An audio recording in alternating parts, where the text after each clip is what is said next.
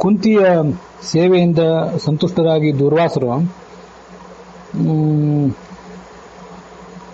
ಅವಳಿಗೆ ಒಂದು ಮಂತ್ರವನ್ನು ಕೊಟ್ಟಿದ್ರು. ಮಂತ್ರಗ್ರಾಮ ಅಂತ ಹೇಳ್ತಾರೆ ಅದನ್ನ. ಹಲವು ಮಂತ್ರಗಳ ಸಮೂಹನೇ ಇರಬಹುದೇನೋ ಅದು. ಆದ್ರೆ ಆ ಮಂತ್ರದ ಶಕ್ತಿಯನ್ನು ತಿಳ್ಕೊಳ್ಬೇಕು ಅಂತ ಈ ಕುಂತಿಗೊಂದು ಕುತೂಹಲ ಹುಟ್ಟಿತು.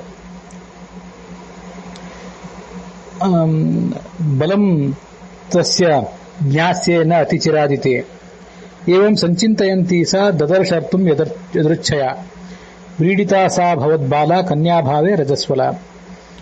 ಆ ಮಂತ್ರದ ಶಕ್ತಿಯನ್ನು ತಿಳ್ಕೊಳ್ಬೇಕು ಅಂತ ಕುತೂಹಲ ಅವಳ ಮನಸ್ಸಿನಲ್ಲಿ ಮೂಡಿದ್ದಾಗಲೇ ಇದ್ದಕ್ಕಿದ್ದಂತೆ ಆಕೆ ಋತುಮತಿಯಾಗಿದ್ದು ಅದನ್ನ ನೋಡಿದ್ಲು.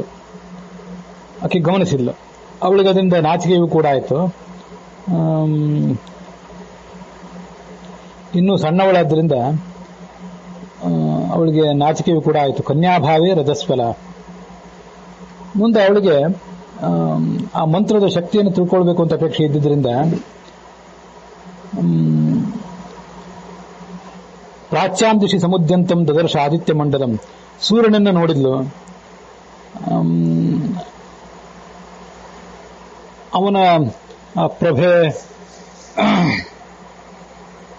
ಅವನ ಕಾಂತಿ ಇದನ್ನೆಲ್ಲ ನೋಡಿ ಅವಳಿಗೂ ಬಹಳ ಆಶ್ಚರ್ಯ ಅನಿಸ್ತು. ಆ ಸೂರ್ಯನನ್ನ ಆಕೆ ಕರೆದೇ ಬಿಟ್ಲು. ಆಜುಹಾವ ದಿವಾಕರಂ ಆಜಗಾಮ ತಥೋ ರಾಜನ್ ತ್ವರಮಾಣೋ ದಿವಾಕರ.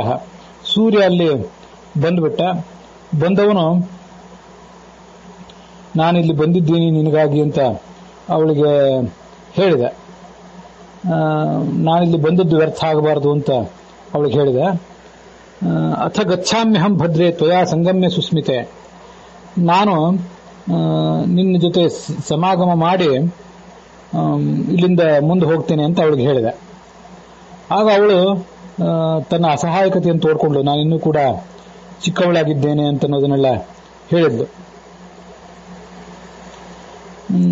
ಆಗ ನಾನು ಈ ಮಂತ್ರದ ಬಲದಿಂದ ನೀನು ನನ್ನನ್ನು ಕರೆದಿದ್ದೆ. ನೀನು ಜಪಿಸಿದ ಮಂತ್ರದ ಬಲಕ್ಕೆ ನಾನೀಗ ವಶ ಆಗಿದ್ದೇನೆ. ಆದ್ರಿಂದ ನಾನಿಲ್ಲಿ ಬರಲೇಬೇಕಾಗಿದೆ. ನನ್ನ ಕರ್ತವ್ಯ ಏನಿದೆ ಆ ಮಂತ್ರಕ್ಕನುಸಾರವಾಗಿ ನಾನು ಬಂದ ಮೇಲೆ ಅದನ್ನು ನಾನು ಮಾಡಲೇಬೇಕಾಗಿದೆ ಅಂತ ಆ ಸೂರ್ಯ ತನ್ನ ಕರ್ತವ್ಯವನ್ನೆಲ್ಲ ಅವನು ಹೇಳಿದ.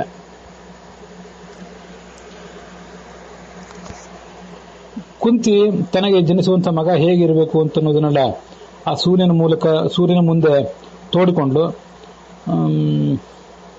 ಪರಮಂ ಭಗವನ್ನೇವಂ ಸಂಗಮಿಷ್ಯೆ ಪ್ರಯಾಸಃ, ನೀನು ಹೇಳಿದಂತೆ ನಾನು ಕೇಳಿದಂತೆ ನೀನು ಒಪ್ಕೊಂಡ್ರೆ ತ್ವಯಾಸಹ ಸಂಗಮಿಷಿ, ನಿನ್ನ ಜೊತೆ ನಾನು ಕೂಡ್ತೇನೆ.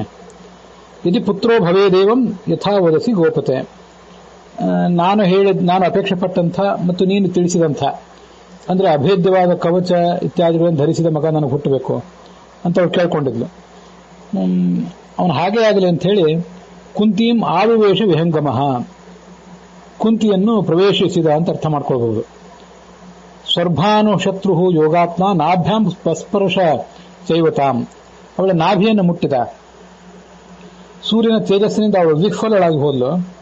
ಮುಂದೆ ಭೂಮಿ ಮೇಲೆ ಬಿದ್ಲು ಅಂತ ತನ್ನ ಹಾಸಿಗೆ ಮೇಲೆ ಹಾಕಿ ಬಿದ್ದು ಬಿಟ್ಲು ಅಂತ ಅಲ್ಲೆಲ್ಲ ವರ್ಣಿಸ್ತಾರೆ.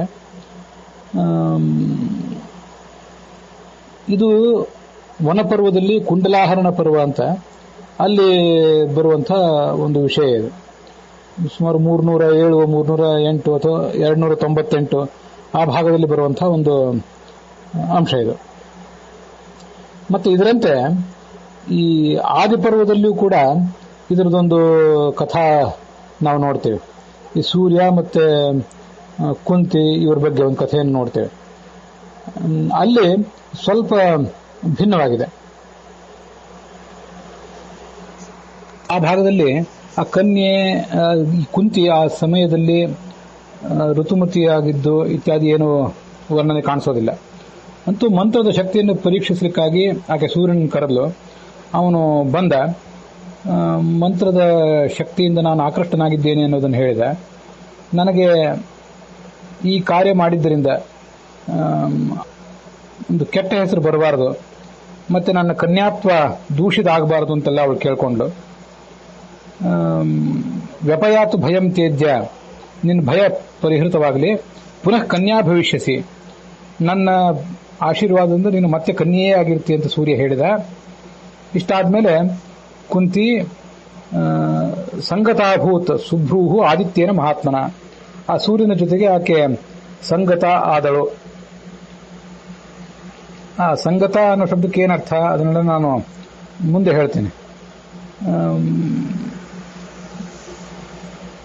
ಮುಂದೆ ಕರ್ಣ ಹುಟ್ಟಿದ ಅಂತ ಇದು ಆದಿಪರ್ವದಲ್ಲಿ ಬರುವಂತಹ ಒಂದು ಭಾಗ.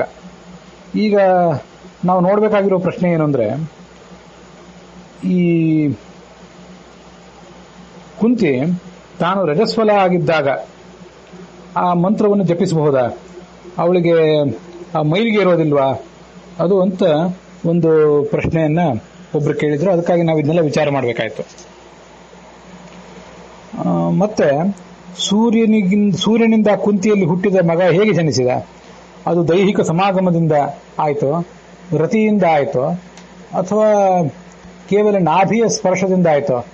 ನಾಭಿಯ ಸ್ಪರ್ಶದಿಂದ ಆಯಿತು ಅಂತ ಈ ವನಪರ್ವದಲ್ಲಿ, ಕುಂಡಲಾಹರಣ ಪರ್ವದಲ್ಲಿ ಇದ್ದುದನ್ನು ನಾವೀಗಾಗಲೇ ನೋಡಿದ್ದೇವೆ.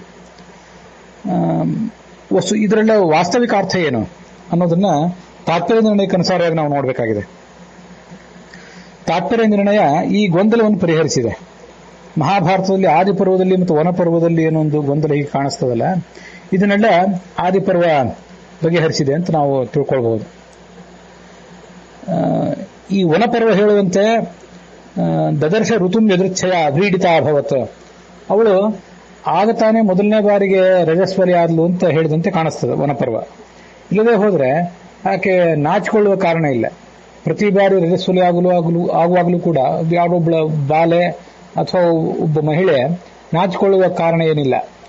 ಅದರಿಂದ ಪ್ರಾಯ ಅದು ಆಕೆಯ ಪ್ರಥಮ ರಜೋದರ್ಶನ ಆಗಿರಬೇಕು ಅಂತ ವನಪರ್ವ ನೋಡಿದಾಗ ಕಾಣಿಸ್ತದೆ. ಅದು ಹೇಗೆ ಇರಲಿ, ಆ ಪ್ರಥಮ ರಜೋದರ್ಶನವೇ ಇರಲಿ ಅಥವಾ ಆಮೇಲೆ ಯಾವುದೋ ರಜೋದರ್ಶನವೇ ಇರಲಿ, ಆ ಸಂದರ್ಭದಲ್ಲಿ ಆಕೆ ಆ ಮಂತ್ರವನ್ನು ಪಠಿಸಬಹುದಾ ಅಂದ್ರೆ ಅದಕ್ಕೆ ಉತ್ತರ ಈ ಮಹಾಭಾರತದ ಆದಿಪರ್ವ ಮತ್ತು ವನಪರ್ವದಲ್ಲಿ ಏನೊಂದು ಗೊಂದಲ ಇದೆ. ಇದನ್ನ ತಾತ್ಪರ್ಯ ನಿರ್ಣಯದ 11ನೇ ಅಧ್ಯಾಯದ 153ನೇ ಶ್ಲೋಕ ಕರ್ಣನ ಉತ್ಪತ್ತಿಯನ್ನು ಹೇಳುವಂತಹ ಭಾಗ ಪರಿಹರಿಸುತ್ತದೆ. ಋತೌತು ಸಾ ಸಮಾಪ್ಲುತ ಪರೀಕ್ಷಣಾಯ ತನ್ಮನೋಹ ಸಮಾಫಯದ್ ದಿವಾಕರಂ ಸಚಾ ಜಗಾಂ ತತ್ಕ್ಷಣಾತ್. ಋತುಕಾಲದಲ್ಲಿ ಕುಂತಿ ಸಮಾಪ್ಲುತ ಸ್ನಾನ ಮಾಡಿದ ಬಳಿಕ ಆ ಮಂತ್ರದನ್ನ ಪರೀಕ್ಷೆ ಮಾಡಲಿಕ್ಕಾಗಿ ಸೂರ್ಯನನ್ನು ಕರೆದಲು. ತಥೋ ನಸ ವಿಸರ್ಜಿತುಂ ಶಶಾಕತಂ ವಿನಾರತಿಂ ಸುವಾಕ್ ಪ್ರಯತ್ನತೋಪಿತ ಮಥಾ ಸಸಾದ ಭಾಸ್ಕರ. ನಾನು ಇನ್ನೂ ಕನ್ಯೆಯಾಗಿದ್ದೇನೆ, ನನಗೆ ಈಗ ಪುತ್ರೋತ್ಪತ್ತಿ ಬೇಡ ಅಂತ ಅವಳು ಅನೇಕ ತರ ತನ್ನ ಸಂಕಟವನ್ನು ಸೂರ್ಯನ ಮುಂದೆ ಹೇಳ್ಕೊಳ್ಳಿಕ್ಕೆ ಪ್ರಯತ್ನಿಸಿದ್ಲು. ಆದರೂ ಕೂಡ ಸೂರ್ಯ ಅವಳನ್ನ ಕೂಡಿಯೇ ಬಿಟ್ಟ. ರತಿಂ ವಿನ ಸೂರ್ಯಂ ವಿಸರ್ಜಿತುಂ ಸಾ ನಶಶಾಕ. ರತಿ ಸೂರ್ಯ ಮತ್ತು ಕುಂತಿಯರ ನಡುವೆ ರತಿ ದೈಹಿಕ ಸಂಪರ್ಕವಿಲ್ಲದೆ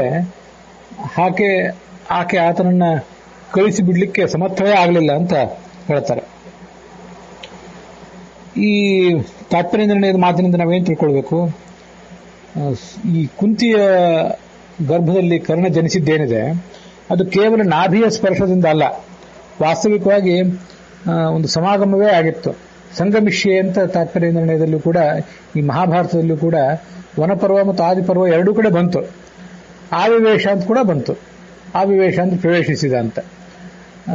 ಆದರೂ ನಾಭಿಂ ಸ್ಪರ್ಶ ಅಂತ ಒಂದು ಮಾತು ಬಂತಲ್ಲ, ಅದು ಸ್ವಲ್ಪ ಗೊಂದಲದ್ದಾಗಿದೆ. ತಾತ್ಪರ್ಯ ನಿರ್ಣಯ ಅದನ್ನ ಸ್ಪಷ್ಟಪಡಿಸಿದೆ. ವಾಸ್ತವಿಕವಾಗಿ ದೈಹಿಕ ಸಮಾಗಮವೇ ಆಯಿತು ಅಂತ. ಮತ್ತೊಂದು ವಿಷಯ, ಋತುಕಾಲದಲ್ಲಿ ಅವಳು ಸ್ನಾನ ಮಾಡಿದ ಬಳಿಕ ಆ ಮಂತ್ರವನ್ನು ಜಪಿಸಿದ್ಲು ಅಂತ ನಾವು ಸ್ಪಷ್ಟವಾಗಿ ತಾತ್ಪರ್ಯ ನಿರ್ಣಯದಲ್ಲಿ ನೋಡಬಹುದಾಗಿದೆ. ಋತುಕಾಲದಲ್ಲಿ ವಾಸ್ತವಿಕವಾಗಿ ಅವಳು ರಜಸ್ವಲೆ ಆಗಿದ್ದಾಗ ಈ ಮಂತ್ರವನ್ನು ಪಠಿಸಿದ್ಲು ಅಂತ ನಾವು ಅದನ್ನ ವನಪರ್ವಕ್ಕೆ ಅನುಸಾರವಾಗಿ ಭಾವಿಸಬಹುದಾದ್ರೂ ವನಪರ್ವದ ಆ ಅಭಿಪ್ರಾಯವನ್ನು ತಾತ್ಪರ್ಯ ನಿರ್ಣಯ ಪರಿಗ್ರಹಿಸಿಲ್ಲ. ಋತುಕಾಲ ಮುಗಿದ ಮೇಲೆ ರಜಸ್ವಲೆ ಅವಳು ಏನೊಂದು 3 ದಿವಸ ಅಥವಾ 4 ದಿವಸ ಆಗಿರ್ತಾಳೆ. ಆ ಕಾಲದ ಬಳಿಕವೇ ಮಂತ್ರವನ್ನು ಆಕೆ ಜಪಿಸಿದ್ಲು, ಮೈಲಿಗೆಯಲ್ಲಿ ಆಕೆ ಜಪಿಸಲಿಲ್ಲ ಅಂತ ತಿಳ್ಕೋಬೇಕು. ಅದಲ್ಲದೆ ಆ ರಜಸ್ವಲೆ ಆದ ಕಾಲದಲ್ಲೇ ಸಮಾಗಮ ಆಗುವುದು ಕೂಡ ಶಾಸ್ತ್ರ ಪ್ರಕಾರ ನಿಷಿದ್ಧವೇ. ಸೂರ್ಯ ಹಾಗೆ ಮಾಡುವುದು ಕೂಡ ಸಾಧ್ಯ ಇಲ್ಲ. ಹೆಣ್ಣೊಬ್ಬಳು ರಜಸ್ವಲಿ ಆಗಿದ್ದಾಗಲೇ ಸಮಾಗಮ ಮಾಡಿದರೆ ಅದು ಆ ಪುರುಷನಿಗೆ ಬ್ರಹ್ಮಹತ್ಯೆಗೆ ಕಾರಣ ಆಗ್ತದೆ ಅಂತ ಮುಂದೆ ಶಾಂತಿ ಪರ್ವದಲ್ಲೇ ಬರೋದಿದೆ. ನಾವು ಅದನ್ನ ಇಂದ್ರನ ವೃತ್ರಹತ್ಯೆ, ಇಂದ್ರ ವೃತ್ಯ ಹತ್ರ ಮಾಡಿದ್ರಿಂದ ಅವನಿಗೇನು ಬ್ರಹ್ಮಹತ್ಯೆ ಬಂತು ಅಂತ ಪ್ರಸಂಗ ಇದೆಯಲ್ಲ, ಅಲ್ಲಿ ಇದನ್ನು ಮುಂದೆಲ್ಲ ನಾವು ನೋಡುವರಿದ್ದೇವೆ. ಮತ್ತೆ ಆಯುರ್ವೇದ ಶಾಸ್ತ್ರ ಹೇಳುವಂತೆ ಅದು ಅನಾಯುಷ್ಯ, ಗಂಡಸಿನ ಆಯುಷ್ಯವನ್ನು ಹರಣ ಮಾಡ್ತದೆ ಋತುಮತಿಯಾದ ಸ್ತ್ರೀಯನ್ನು ಸಂಗಮಿಸುವುದು. ಹಾಗಾಗಿ ಅವಳು